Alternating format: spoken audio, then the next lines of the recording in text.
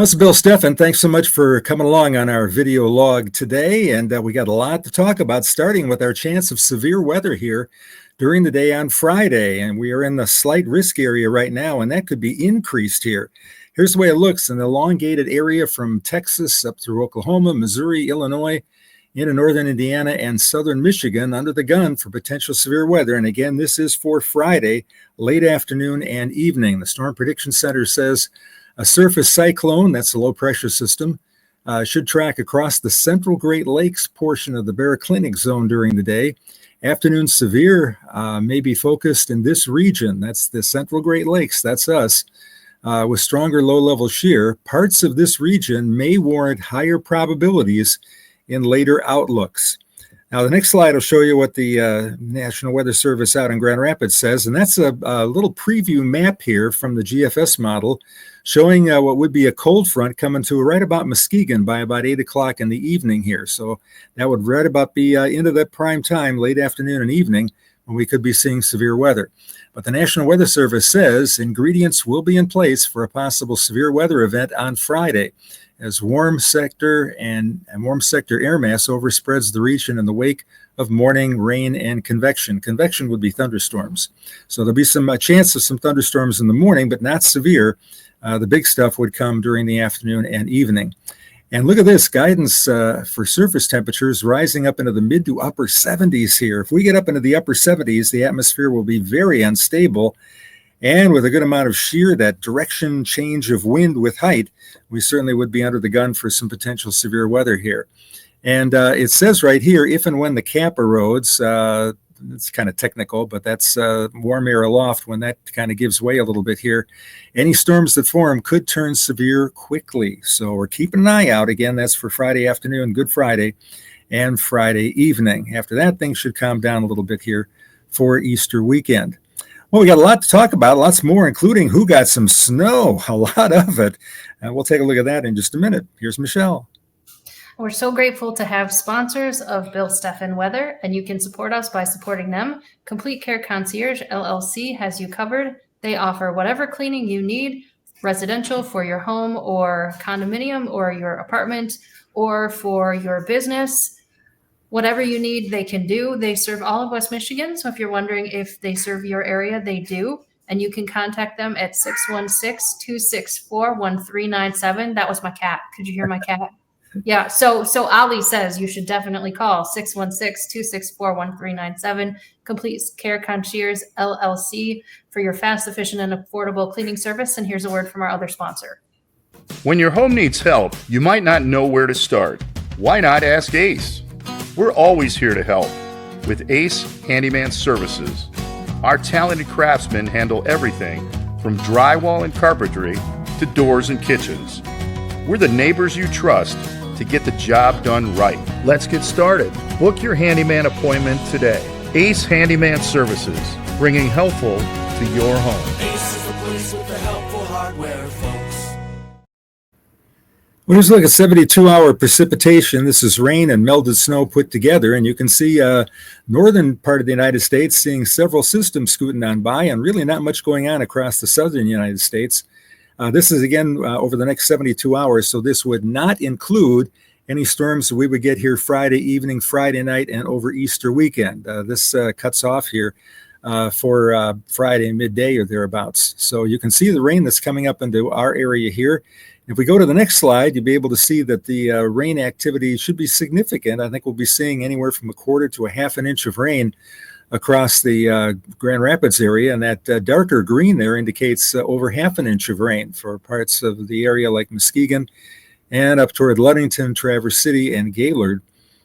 So that's the rain that we get Thursday night into early Friday. And then any rain beyond that would be added to this. And we'll see these numbers kind of track up here during the day tomorrow. But you can see there's a 0% chance of 2 inches of rain here, but a very high chance that we'll be seeing, at least a quarter of an inch here, over 80%. So let's take a look at snow. And there's virtually no snow out there for the state of Michigan. And the reason is it's too warm for snow. All of our precipitation this time out is going to be rain, but areas seeing snow in the lee of Lake Erie and Ontario, The high elevations especially tend to be colder, and that area of the Adirondacks up through parts of New England. And look at the snow out west, another big snow dump for Yellowstone and Glacier National Park. That's the storm system that's coming our way here for Friday. And one way to tell that this is a strong system is the amount of precipitation that's occurring out there to our west in the Rocky Mountains. Speaking of snow, take a look at this.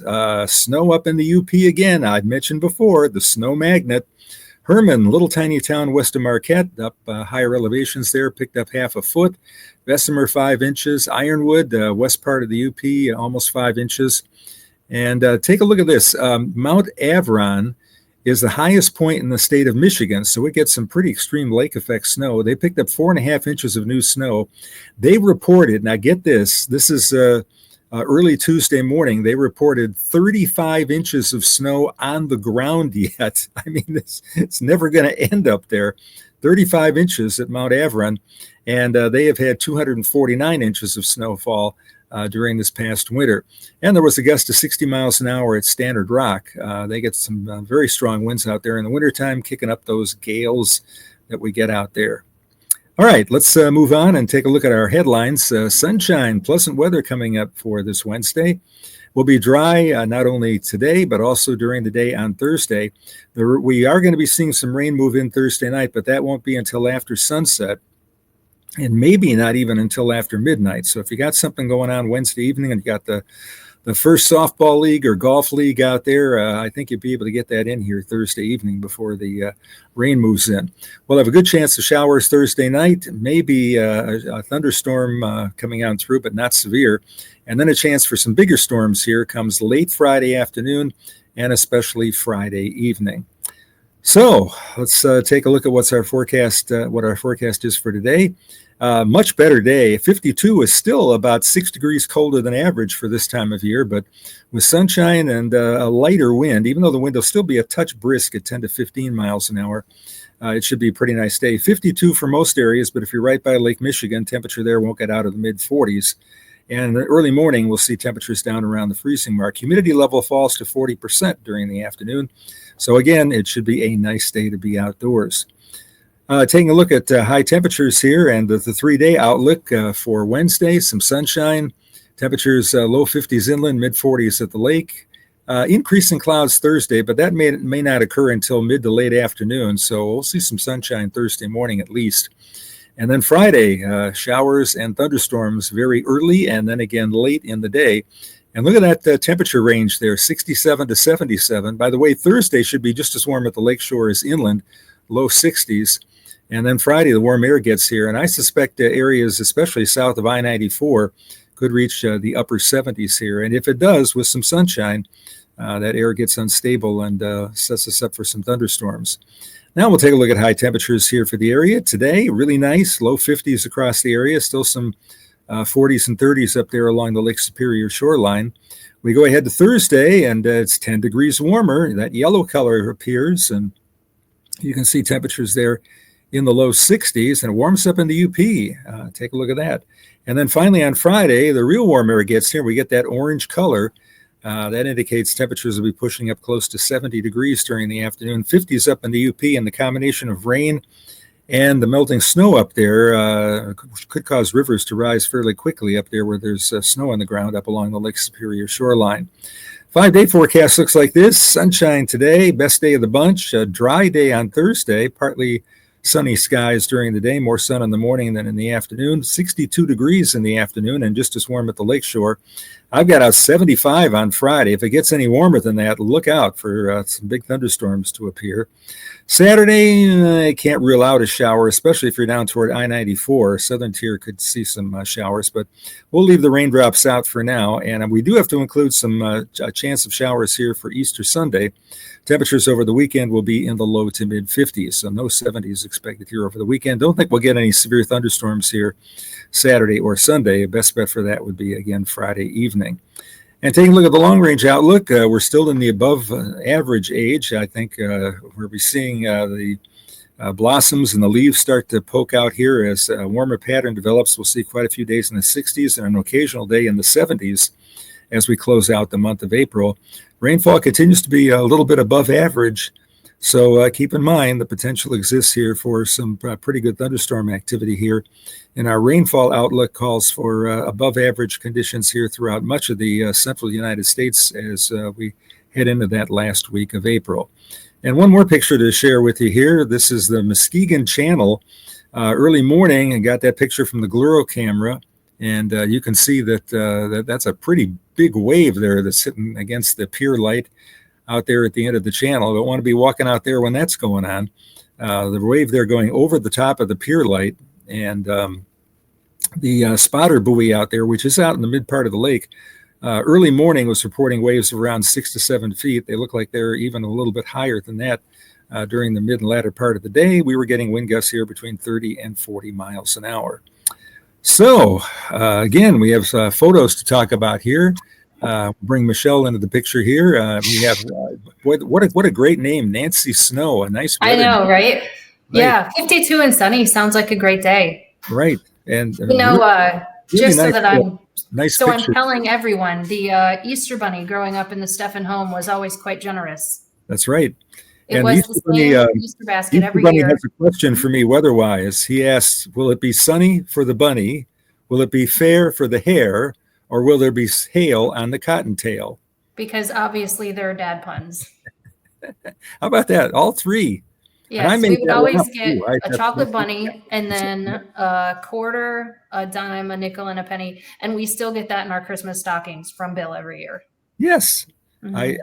I got a bright new shiny penny and nickel and dime when I was growing up. That was in my stock along with an orange, and I really liked oranges. What are So- you going to do now, though? They're not making the penny. I don't. Well, I'm hoarding them. That's what I'm doing. Okay. We have a jar here with pennies in them, so that should last me. I mean, I'm Mhm. turning 74 here. I don't need a whole lot of pennies to cover the stockings for the next 30 years or whatever. Who knows? Okay, so yes, much happier show today, and a bunch of people sent us things. So we're just going to go through the things. So Nancy wants to know, what kind of clouds are these and what conditions are needed to make them form? They are gray and white clouds. This looks like alto stratus, and they are in layers, as you can see here. The atmosphere is kind of, you get turbulence when you get if you ever put a canoe paddle in the water, you get a little bit of turbulence in the water kind of going back and forth there a little bit. And there's areas there where it's lifting just a little bit more. But really, really nice picture. Yeah. Clouds were named by a guy named Luke Howard, by the way. And the alto refers to the Latin for middle. And so an alto voice in a choir would be a middle voice between the sopranos and the basses on the lower end there. Cirrus means curly, and stratus means layer. So an alto stratus would be a middle layer cloud. So that's And what interesting. conditions are needed to make them form? Well, obviously you need moisture in that level. I mean, you can lift dry air all day and you'll never get a cloud. That's number one thing you need is moisture, and two, you need favorable winds. And sometimes there's technical stuff that comes into the picture, like gravity waves and stuff like that. But Are they fast moving clouds or slower moving clouds? it would depend. I don't know. I would have to look and see. They're probably moving along at a pretty good clip compared to the low clouds, the low cumulus clouds that we see here, but it's all a matter of perspective. I mean, if you're looking at the moon's moving at thousands of miles an hour, and yet it doesn't look like it's moving at all to us because we're so far away. That's true. All right, and we got pictures of Keweenaw from Drew. Isn't that beautiful? Drew, that is wonderful. Hope you'll send us Mhm. pictures again here sometime. That is amazing. And look at the snow that's on the ground up there. One thing that's interesting is we've had a lot of wind, so you notice the wind has blown the snow off the trees. There is no snow on the trees. That's all fallen to the ground, and the snow is melted right around the edge of the tree there because the snow heats up the bark, and then that melts the tree. So there's a couple of inches Okay. snow free right around the base of the trees there. But it's very interesting. The sun is getting high in the sky now, and it warms up those pine needles, and you can get it can actually be warmer in an area where there's a pine forest than if there's just open fields on a day like that. But look at the sunshine, beautiful day. Yeah, that just makes me wish I was there. Mm-hmm. And another couple more. Here are the snow piles that they still have up north. Wow, isn't that amazing? This is mid-April, everybody. Mm-hmm. Mid-April. Yeah. And the snow came to the UP about November 25th. And so this area here has had snow on the ground continuously for almost 5 months. So that's And pretty the amazing. beautiful old church. Mm-hmm. There's And another one. Yeah, how tall do you think that is here? You got the steps over there that look pretty puny next to the snow pile. Yeah, they sure do. Well, like you talked about perspective, but it certainly looks as high as the windows behind it. Yeah, doesn't it? Yeah. Mm-hmm. That's but amazing there. Thank you, Drew, for the photos. Yes, very much so. And here's our John Scully photo. This is a storm coming over the lake. Yep, and you can see it's kind of hazy there in the distance. We were in a pattern. We were getting these snow showers. You get a little bit of moisture coming up from the lake, and the sun high enough that it makes it convective, which means you're getting lift in one spot where you're getting a rain or snow shower developing, and then around it would be dry. But interesting picture. Lake's all open water. It's pretty chilly. Mm-hmm. Lake water temperature, last I checked, I think was 38. Yeesh. And if you have a cool photo, we would love to use it on the show. Just send it to bill@billsteffen.com. Mm-hmm. Sure appreciate the pictures. All right, Grand Rapids cable cars. On April 16, 1888, cable cars began operating on, that should say, Lion Street. Steel cables with drums powered by a nearby steam plant.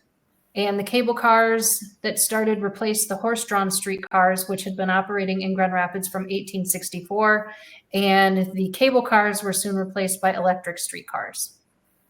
Yeah, isn't that fun? Of course, some places still have cable cars like that, notably San Francisco. I think it would be so much fun to time travel back to the streets of old Grand Rapids like they have in the museum, only in real life. The streets when you had horses for transportation, the streets of Grand Rapids got a little muddy and gooey there. You had to kind of watch your step. But so from what I could tell, that this was the era of when the cable cars happened throughout the U.S. San Francisco there. Yeah, Grand Rapids first got cable cars on April 16, 1888. When did San Francisco first get cable cars? Interesting question. By the way, you can see a cable car at the Grand Rapids Public Museum. Take a look at that. When did San Francisco first get cable cars? I'll give you a hint that they were invented in San Francisco. So okay, yeah, I was going to say it would have to be. I would say probably. Let's see.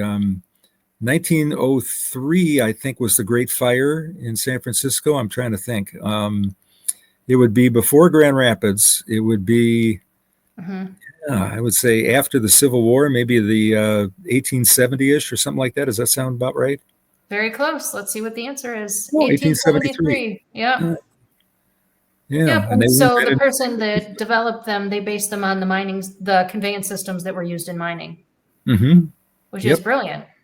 Yep. And the 49ers all went out there, and California got settled pretty quickly. Some of them got rich. Most of them did not. All right, so we got a press release.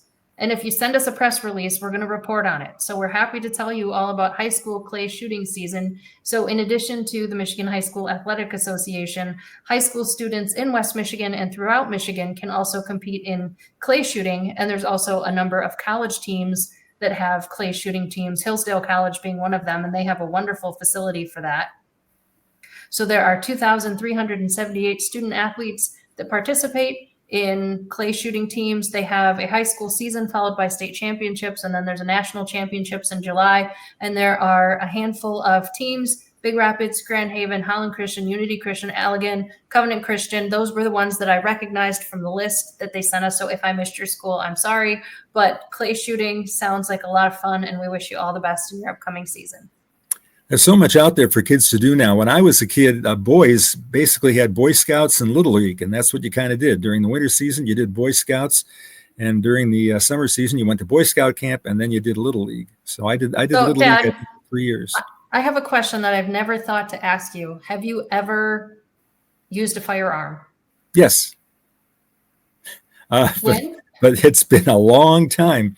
Hmm. Yeah, in Boy Scouts, my dad Oh, was yeah. a Okay. machine gun instructor for a while, so he was very adept at guns. But I never saw him shoot a gun. He didn't fire a gun after his time in the war, I don't think. Hmm. And let's see, my uncle Hank was an NRA instructor in northern Wisconsin.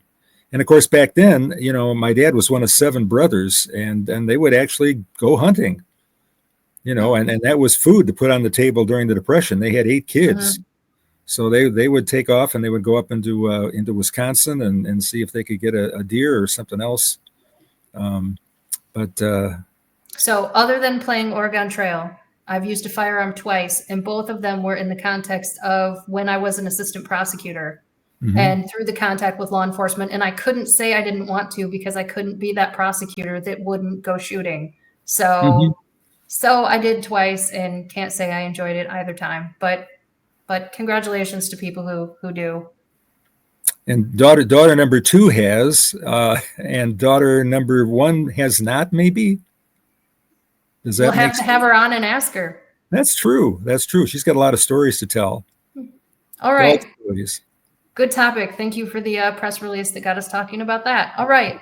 On this day, April 16, 1912, Harriet Quimby became the first woman to fly solo over the English Channel, and she was born in Coldwater.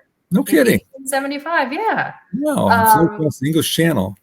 Yeah, saw some airplane racing and thought it was really cool and became the first U.S. woman to receive a pilot's license. So she flew from Dover to France. It was a 1-hour flight in foggy conditions and didn't get a lot of attention because the Titanic had sunk the day before. Oh, that's true. That would be 1912. Wow. Yeah, and she did end up being killed. If any of her relatives are still living in Quimby, right? Or excuse me, because there is the town of Quimby that's right likely. in Hillsdale, remember? Yeah. Hillsdale County, there's a Quimby. It's on US 12, Quincy. maybe? Quincy, right? Quincy, okay. Yeah, that's right. It's Quincy, not Quimby. Yeah. Close. Yeah. Wow. So she did end up losing her life in an aviation incident only a couple of months after this. But still, the first woman to fly solo over the English Channel, and she's Michigan's own. See, now my Uncle Hank had a pilot's license, and I don't know if his wife did or not, if she flew too, but it's interesting. Of course, my dad was in the Army Air Corps, so he flew a lot in airplanes during World War II.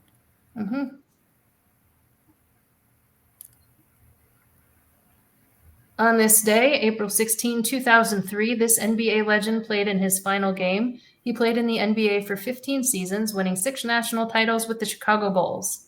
And that would be Michael Jordan. Very good. Who has? Now let's see if you can get the bonus questions. Oh, bonus question. Where did Michael Jordan attend college? I think Michael's misspelled there, but that's all right. Sorry. Oh, no problem. I prepare these quickly in and around my many jobs. Right. Let's see. I would guess North Carolina. Yay, right again. And fun fact, he majored in cultural geography because he liked weather. Yes, and he took a couple of cooking classes, if I'm not mistaken. He said if he was going to be single, he'd want to be able to cook a meal for himself. So interesting. Yeah, that was an interesting story. He paid a kid $0.25 to throw the ball back to him so he could sit there and shoot free throws for an hour. Interesting. And he just got better. In fact, I think when he was a sophomore, he didn't even make the team. Junior, he made the team and he was really good. And by the time he was a senior, I mean, there were colleges knocking on the door. Yeah. And he lived for a while in Lake Forest, Illinois, which is just north of Chicago. They were trying to sell his home. Besides the Bulls, what NBA team did Michael Jordan play for? Oh,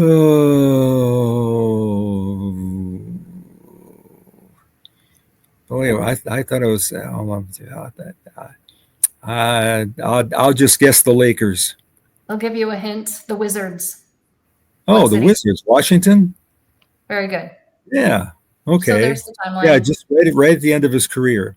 But everybody remembers him from the Bulls and remembers him taking that gigantic leap to dunk, just flying through the air. Yeah, he was fun to watch. All right, general weather question. What causes wind? Differences in air pressure. And of course, when there's no air, there's no wind, so in outer space, you don't have wind. That was a picture we took on top of Mount Washington, the windiest place in the entire world. And the day we were there, it was a beautiful day. Yeah, we can't. About 4 miles an hour on top of the mountain. Is probably one of the 10 least windy days of the year. We got an absolutely perfect, abnormal, not that windy day up there, and it was beautiful. And the record wind, 231 miles an hour, recorded on April 12, 1934. We think maybe there was a wind gust stronger than that was in a hurricane or two, but yeah, what I was reading was that it's the record if you don't count hurricanes and tornadoes. Yeah, right. But I mean, there was a tornado in Michigan that we measured a wind to 151 miles an hour at Tecumseh back. That was back on Palm Sunday. That might only be the North American record without hurricanes and tornadoes, but it was something like that. Yeah, well, it stood for many years as the record. But the thing is that if you really don't know, if you're just guessing, then you don't know for sure. 231 is pretty amazing. As you can see, there are no trees up at that level, up on top of Mount Washington. Any tree up there would blow away. I mean, small rocks blow away. I mean, it's just basically big rocks, the heavy rocks that are on top of the mountain. But there's a couple ways to get up there. We took a train. There's a drive that I would be terrified to do. We took a train. It was a lot of fun. Driving would be a white knuckle drive, that's for sure. We took the Cog Railway, which has been up there for many years, and it's a great trip. Bucket list kind of trip for me. I've always wanted to go up there, top Mount Washington. Yeah, we need to do another one soon. Yep. Okay, so ways you can support our channel. Thank you for supporting our sponsors. You can hit the subscribe button to the YouTubes. That tells the algorithms to give our channel a little boost to the others. You can tell your friends where to find Bill. You can tell them that he's got this YouTube channel now. And you can shop the merchandise store for Bill Steffen mugs, shirts, stickers, lots of fun stuff. So thank you so much for supporting us, and we'll let Bill sign us off. Yeah, once again, I want to remind you about the possibility of severe weather here Friday evening, so stay up with later forecasts on that. We'll be updating the blog here during the morning as they issue the new warning that should come out, or the new update on the from the Storm Prediction Center, and that would come around 9:30 or so in the morning. We'll have something up. So thanks again. Have yourself a wonderful day. Enjoy the sunshine.